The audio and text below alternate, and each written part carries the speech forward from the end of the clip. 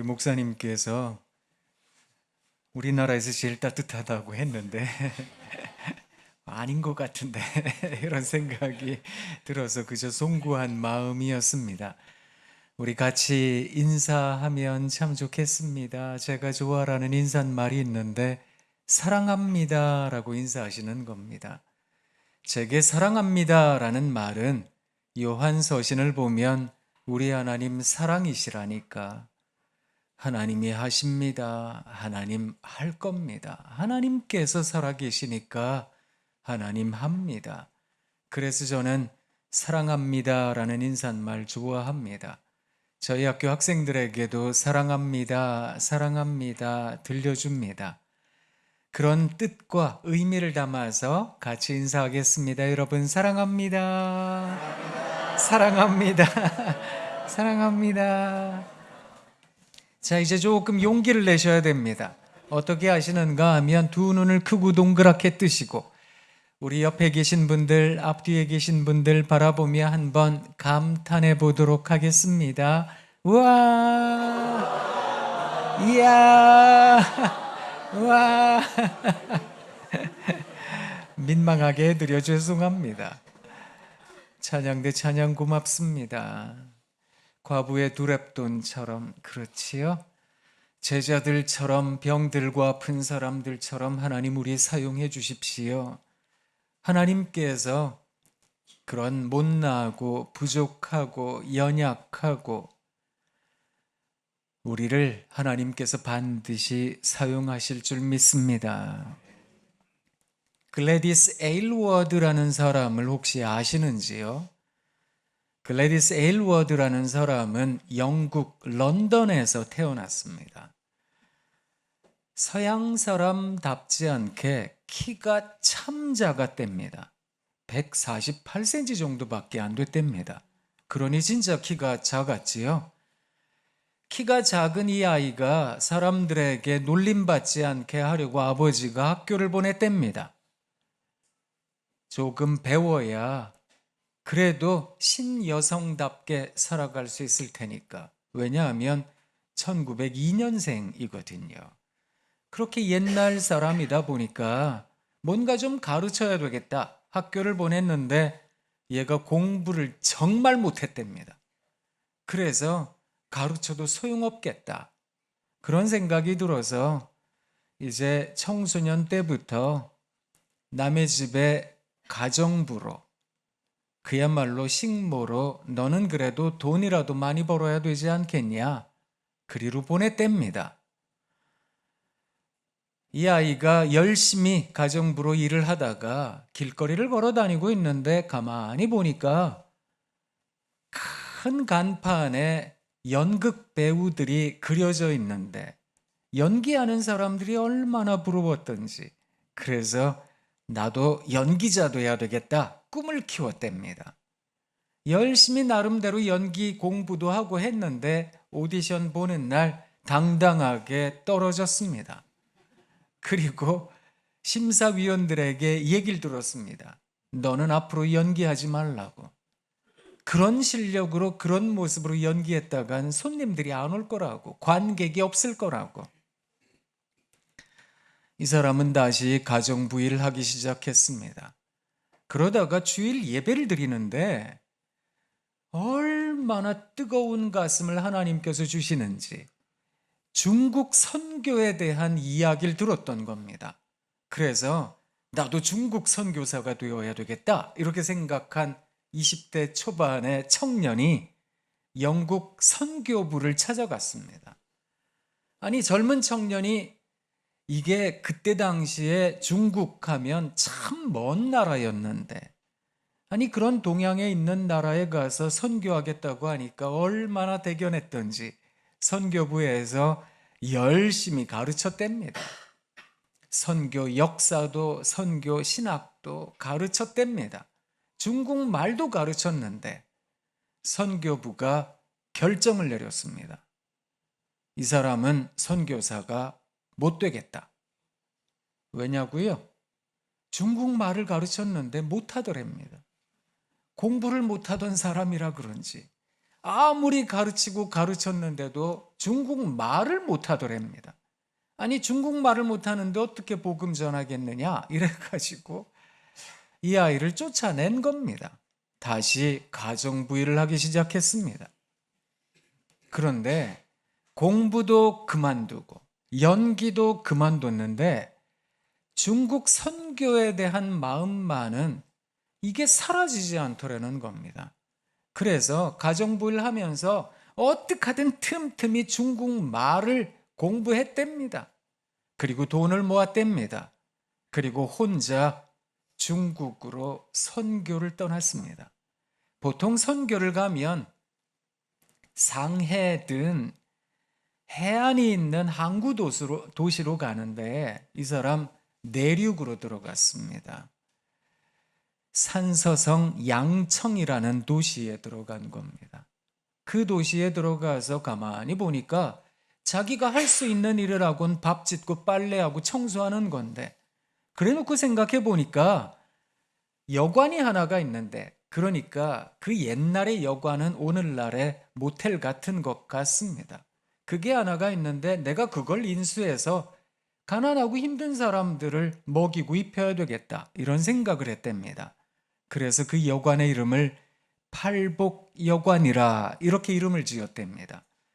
심령이 가난한 사람들, 애통해하는 사람들, 온유한 사람들, 의에 줄이고 목마른 사람들, 긍휼히 여길 줄 아는 사람들, 마음이 청결한 사람들, 화평케 하는 사람들, 의로움 때문에 고통당하는 사람들 모두 다 오세요. 모두 다 와서 마음껏 먹고 쉬고 자고 그러시기 바랍니다. 사람들이 많이 모여들었답니다. 이 사람들을 먹이고 씻기고 입히고 그러다가 길거리를 다니는데 중국 아이들이 돌아다니더랍니다. 내버려진 아이들 말입니다. 겨우 27밖에 안 된 이 여성 청년인데 이 사람이 길거리에 버려진 아이 5을 입양을 했답니다. 그리고 팔복여관에서 먹이고 입히고 그렇게 함께 살았답니다. 근데 가만히 보니까 길거리에 버려진 애들이 얼마나 많은지, 고아가 된 아이들, 버려진 아이들, 이런 아이들을 데려다 키우기 시작한 게 금세 인원이 불어서 100여 명 가까이가 됐답니다. 그렇게 팔복여관이 차고 넘치는 일이 생겼던 겁니다. 그런데 그때 청일전쟁이 일어났습니다. 일본군이 중국을 쳐들어와서 사람들을 죽이기 시작했는데 난리 소문을 듣고 전쟁 소문을 듣고 다들 피난을 가니까 이 아이들 데리고 피난을 가야 되겠다. 그렇지 않아도 힘들고 어려운 노약자들인데 어르신들 모시고 피난 가야 되겠다. 이렇게 생각을 했답니다. 그리고 피난길을 떠났습니다.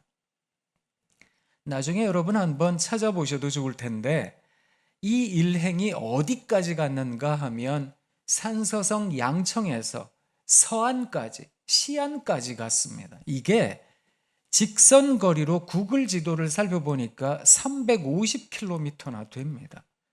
그 먼 거리를 이제 피난을 가는 겁니다. 그런데 중간에 황하강이 이렇게 가로질러 흐릅니다. 큰 강에 다다르게 되니까 강을 건너야 되는데, 건너려면 배가 필요한데 다들 피난 가고 이러느라고 뭐 배가 없더라는 겁니다. 누가 우리를 도와줄까? 우리를 누가 살려줄까? 그 앞에 멈춰서 있는데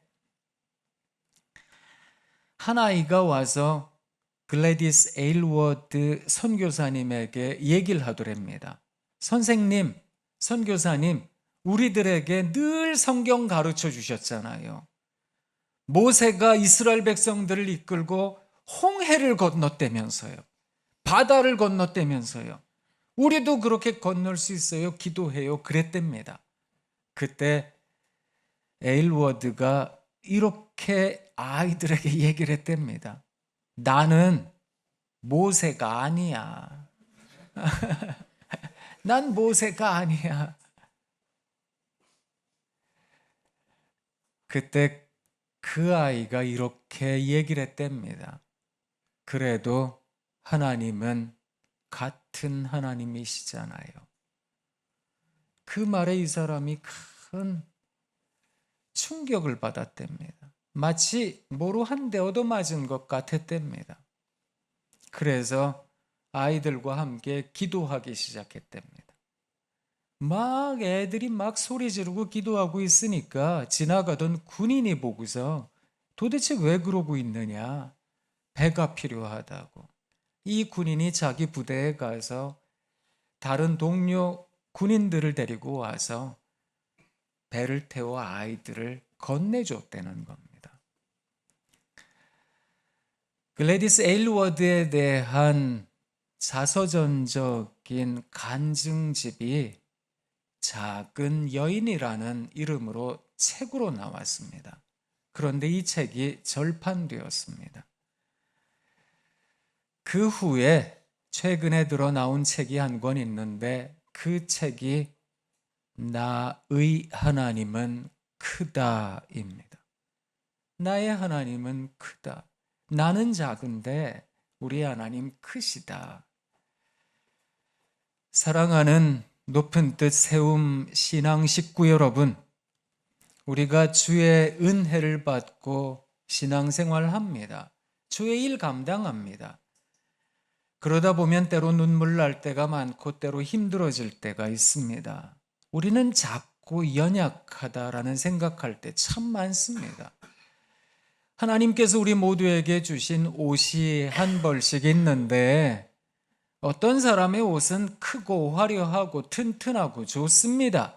그런데 내가 입은 옷을 생각해 보면 이것도 해진 데가 있고 저것도 약하고 단추도 떨어지고 내가 입은 옷을 입고 뭘 할 수 있을까 이런 생각이 들기도 합니다.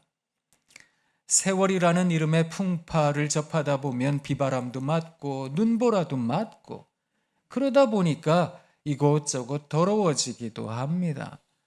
하지만 우리가 마지막 때에 하나님 우리들에게 주신 옷 고이 접어 하나님 잘 입었습니다 하고 내려놓는 순간에 그래도 하나님께서 주신 옷 입고 잘 살았습니다. 잘 지냈습니다. 하나님 고맙습니다.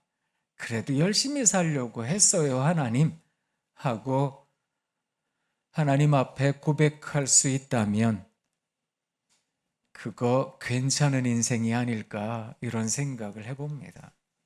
서론이 좀 길었는데요. 왜 이런 말씀을 여러분들에게 드렸는가 하면 오늘 예레미야서에 있는 말씀과 요나서에 있는 말씀 그리고 갈라디아서에 있는 말씀 세 군데 있는 말씀을 통해 직분을 받은 사람으로 중직자로 아니 그리스도인으로 우리는 어떻게 살아야 되는 것일까 생각해 보길 원합니다. 예레미야라는 사람은 예레미야서 1장에 나오듯이 요시야 13년부터 시드기야 11년까지 하나님 말씀 전했던 사람입니다. 이 기간을 대략 41년에서 2년이라고 봅니다. 40여 년을 예레미야는 이스라엘 백성들의 회개를 촉구했습니다. 여러분, 북이스라엘처럼 망하지 않으려면 제발 좀 회개해야 됩니다. 여러분에게 있는 우상을 던져버려야 됩니다. 하나님께로 돌아와야 됩니다. 여러분 돌아오세요, 돌아오세요. 회개를 촉구했는데 이 사람 침뱉음을 당했습니다. 사람들에게 욕을 들었습니다. 조롱거리가 되었습니다. 우리가 읽지는 않았습니다만 예레미야 20장 1절부터 쭉 나오는 본문 말씀에 등장하는 사람이 있습니다. 바스훌이라는 사람입니다. 이 사람은 제사장 그룹의 총감독이 되는 사람이었는데 이 사람이 어떻게 했는지 아세요? 예레미야를 데려다가 때렸습니다. 그리고 작고에 채워서 가두었던 겁니다. 이런 일이 사실은 비일비재했습니다. 그러다 보니까 예레미야는 하나님 앞에서 눈물로 토로했던 겁니다. 하나님 왜 제가 자꾸 이렇게 말씀 전해야 되는데요? 왜 회개를 촉구해야 되고 왜 제가 이런 일을 해야 되는데요? 하나님 저는 이거 하기 싫은데요. 그런데 오늘 본문 말씀에서 예레미야는 고백합니다. 하나님 이기셨습니다. 하나님 저보다 강하셔서 하나님 이기셨습니다. 제가 하나님께로부터 받은 말씀 전하지 않는다 하면 마음에 불이 붙는 것 같습니다. 그것을 고백합니다. 그런데 여러분, 그 일이 있은 후에도 이 사람 진짜로 어려웠습니다. 그래서 20장 하반절에 보면 욥이 했던 말과 똑같은 말을 합니다. 하나님 왜 나를 태어나게 하셨습니까? 차라리 죽게 하시지. 왜 나를 태어나게 하셔서 이 세상 빛을 보게 하셔서 왜 이걸 하고 있어야 되는 겁니까, 하나님? 이 사람 그렇게 눈물로 하나님께 울부짖었던 사람입니다. 그런데 백성들은 그 말을 귓등으로도 안 들었습니다. 이 사람 실패한 인생이었던 겁니다. 그래서 나라는 바벨로니아에 의해 멸망당했습니다. 수많은 백성들이 노예로 끌려가는 걸 예레미야는 보았습니다. 그래서 이 사람 슬픔의 노래 예레미야 애가를 적었습니다. 생각해보면 실패한 선지자였습니다. 그런데 오늘 읽은 두 번째 소선지서에 있는 말씀 요나서, 이 요나서를 읽다가 보면 여러분, 제가 이거 읽다가 그 생각했거든요. 예레미야 입장에서는 복장 터질 일이다. 이건 진짜 얼마나 속상했을까, 이런 생각이 들었습니다. 이 사람이요, 니느웨라는 성에 가기 싫어했습니다. 다시스로 도망갔던 사람인데 하나님이 억지로 끌어다가 니느웨로 갖다 둔 겁니다. 그 니느웨 성은 큰 성읍이었습니다. 사흘길을 걸어가야 될 정도로 큰 성읍이었는데 거기서 요나가 1년을 전한 줄 아십니까? 한 달 전했다고? 아니요. 이 사람 딱 하루 전했습니다. 딱 하루 전했는데 세상에 지위의 높고 낮음을 따지지 아니하고 모든 백성들이 다 굵은 베옷을 입고 회개하기 시작했습니다. 그 소식을 들은 니느웨 왕도 자기 왕복을 벗어 던지고 굵은 베옷을 입고 제 위에 앉아서 참회했던 겁니다. 한번 가만히 생각해 보십시오. 아니, 누구는 도대체 40여 년을 그렇게 부르짖었는데도 어떤 일도 벌어지지 않는데 누구는 딱 하루 전했는데 이런 놀라운 일이 벌어집니까, 하나님? 도대체 왜요? 라는 질문이 우리들 머릿속에 떠오르기 시작합니다. 이건 자연스러운 일이다, 이런 생각합니다. 살아가다가 보면 신학적으로 조금 어려운 말이 있는데 신정론이라는 단어가 있습니다. 하나님은 과연 정의로우신가? 하나님은 공의로우신가? 아니, 하나님께서 그렇게 정의로우신 분이라면 왜 이렇게 어려운 사람들이 낙심할 일이 많은 겁니까, 하나님? 왜 어려운데요? 왜 힘든데요? 이걸 하나님께 물어볼 때가 많은 우리이기 때문에 신정론에 대한 의구심을 가질 때가 많습니다. 사랑하는 세움의 신앙가족 여러분, 그런데 그때에 기억하셔야 될 말씀이 한 군데가 있습니다. 그게 갈라디아서 5장 22절 23절 말씀입니다. 거기에 성령의 9가지 열매가 등장합니다. 사랑과 희락과 화평, 오래 참음과 자비와 양선, 충성과 온유와 절제. 우리는 열매라고 하면 어떤 결과물이라고 생각하기 때문에 결실이라고 그렇게 말할 때가 많습니다. 그런데 가만히 한번 보시지요. 성령의 9가지 열매는 우리가 흔히 이야기하는 도량형으로 수치로 측정이 불가능한 단어들입니다. 이걸 한번 가만히 보시지요. 아니, 도대체 어느 정도 커야, 아니 어느 정도 부피가 되어야, 어느 정도 무게가 되어야 되는 걸까? 그걸 도무지 가늠하기 어려운 단어들로 이루어져 있습니다. 성령의 9가지 열매 말입니다. 그렇다는 이야기는 하나님께서 원하시는 결과는 우리가 생각하는 결과와는 참 다르지 않을까라는 겁니다. 오늘 임직 받으시는 두 분의 장로님, 두 분의 사진이 이렇게 있는데요. 김창국 장로님, 정선희 장로님, 그리고 이 자리에 함께 하신 모든 식구 여러분, 하나님 믿으며 살아가는 인생이 쉽지가 않습니다. 참 어려울 때가 많습니다. 그런데 난 어느 정도 했을까? 난 실패한 인생 아닐까? 난 이 정도도 못하는데 너무 쉽게 주저앉으셔서는 안 되겠습니다. 우리 하나님께서 바라보시는 것은 삶의 여정입니다. 결과가 아니라 말입니다. 살아가는 삶의 여정에 사랑하고 살아가고 계시는지요? 기뻐하며 지내고 계시는지, 어떻게 하든 평화를 이루려고 하시는지, 조금 더 참으려고 하시는지요? 긍휼한 마음, 자비한 마음 가지려고 하시는지요? 착한 마음 갖고 계시는지요? 충성스러운 마음, 따뜻한 온유의 마음, 그리고 물러설 때 물러설 줄 아는 절제의 마음 가지고 계시는지요? 그거면 되었다. 하나님 그렇게 답하실 거라는 겁니다. 예레미야도 하나님 나라에 이르러서 하나님께서 말씀하셨을 겁니다. 너 착하고 충성된 거야, 이렇게 말입니다. 그러니 우리들의 눈물, 우리들의 아픔, 한숨, 그 속에서 한 걸음 또 한 걸음을 묵직하게 살아가는 것은 무척이나 중요하다, 이런 생각합니다.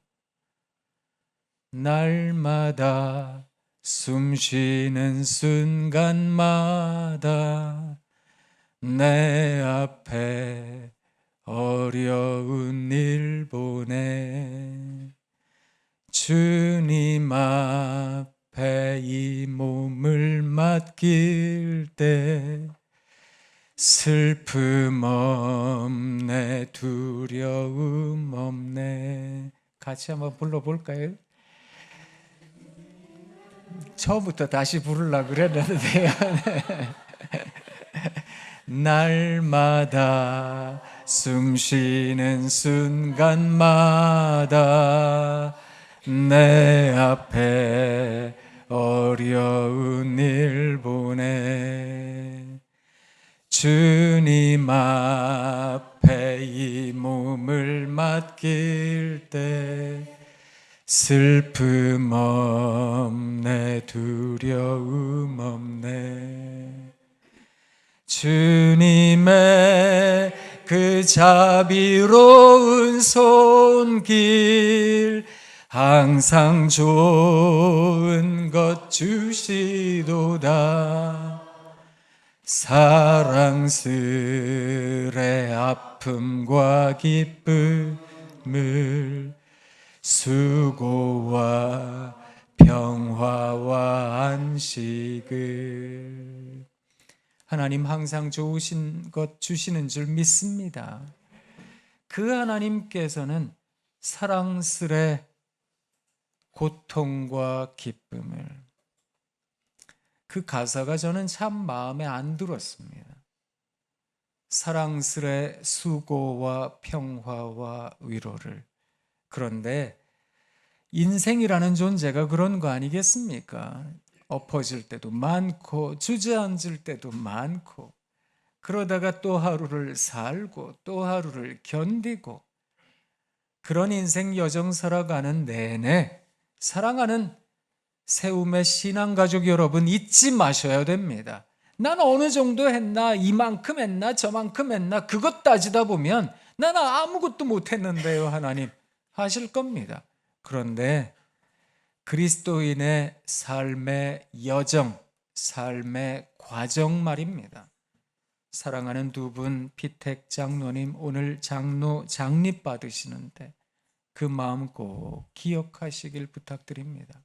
그래서 하나님 앞에서 걸어가는 발걸음 속에 성령의 9가지 열매가 묻어 있는가 꼭 가늠해 보시면 좋겠습니다. 제가 어쩌다 임직 전문 강사가 되었나 본데요. 세움교회에서는 지난번에도 임직식 때 왔었더랬는데 그때 제가 읽어드렸던 시집이 한 권 있습니다. 기억 못하실 거예요. 저 혼자 기억하는 겁니다. 시집 제목이 물에는 뼈가 없습니다 입니다. 이 시집의 저자는 유승우 시인인데 장로님입니다. 이분의 시집을 적게 된 간증이 하나 있는데 간증문을 읽어드리겠습니다. 들어보세요. 저는 39년 강원도 예춘성군 남면에서 태어났습니다. 9살 때 아버지가 갑자기 돌아가셨고 초등학교 5학년이던 50년 10월 후퇴하던 인민군에 의해 어머니를 비롯한 가족들이 학살당했습니다. 지금도 끌려가던 어머니가 문 뒤에서 숨어있던 댁에 어서 도망가라고 보낸 간절한 눈짓이 기억이 납니다. 그게 어머니의 마지막 모습이었습니다. 그리고 그야말로 고아가 됐습니다. 고아라는 말은 외로운 아이라는 뜻입니다. 아마 이 외로움이 제 문학의 기본 요소가 아닌가 싶습니다. 그 이듬해 일사후퇴 당시 중공군이 마을을 지나갈 때 유엔군 전투기에 기총 쏘사 공격이 있었고 그 탄환에 왼쪽 팔꿈치 아래가 부서졌습니다. 흔한 말로 외파리가 됐습니다. 중공군 죽인다고 유엔군이 쏜 기관총에 이 아이 왼쪽 팔이 날아간 겁니다. 외파리가 돼 빈 소매를 흔들며 미군 부대 빨랫비누를 얻어다 팔아서 학비를 마련했습니다.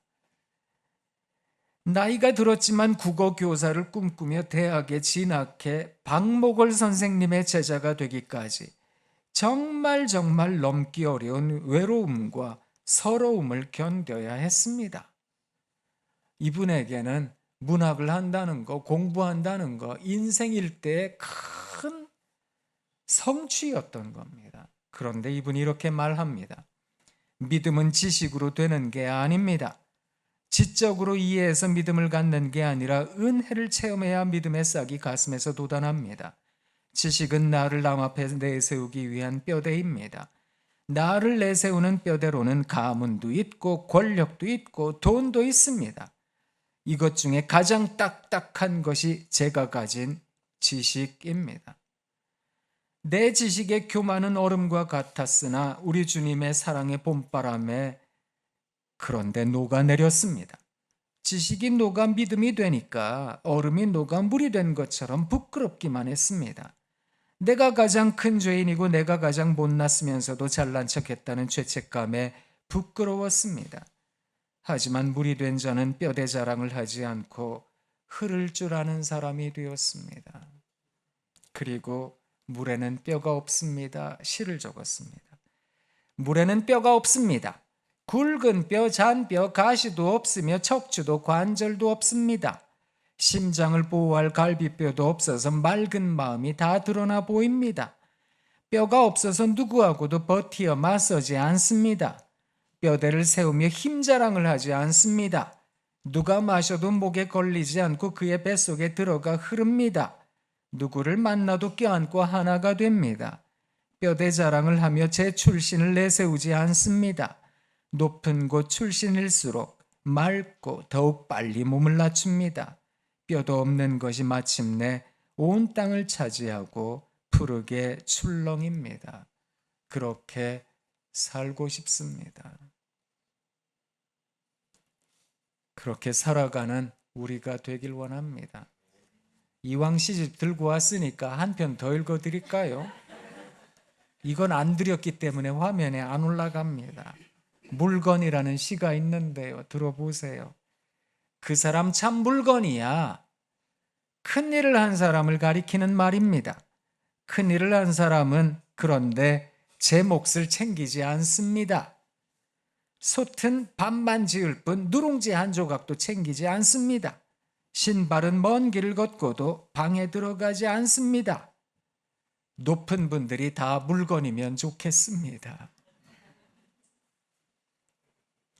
이분에겐 공부했다는 거, 박사가 됐다는 거, 대학교 교수가 됐다는 거 대단한 성취죠. 그 옛날 부모 다 잃어버린 고아가 한쪽 팔이 없는 장애인이 어떻게 살았을까? 이게 불을 보듯 뻔한 거 아니겠습니까? 그런데 그런 눈물과 서름 세월 견뎌가며 이뤄낸 성취, 하나님 은혜 앞에서 다 녹아내렸다는 겁니다. 그렇게 다 녹아내리다 보니까 그저 물처럼 흐를 줄 알게 되었습니다 하는 겁니다. 이분 연세가 있으시고 그런데도요 크로스백 이렇게 메고 목사님 시집 나왔어요 하고 이렇게 주시는 장로님이신데 참 소탈하고 소박한 분이시구나 이런 생각합니다.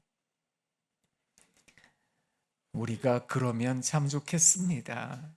그렇게 성령의 열매를 맺으며 성령의 열매를 맺으며 날마다 숨쉬는 순간마다 우리 앞에 어려운 일 보죠.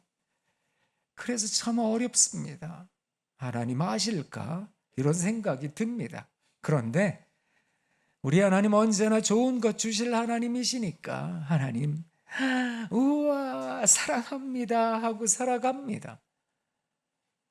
그런데 살아가다가 보면 우리 하나님 견딜 만한 시험 주시는가? 사랑스레 고통도 주시고 기쁨도 주시고 수고도 주시고 평화도 주시고 안식도 주시고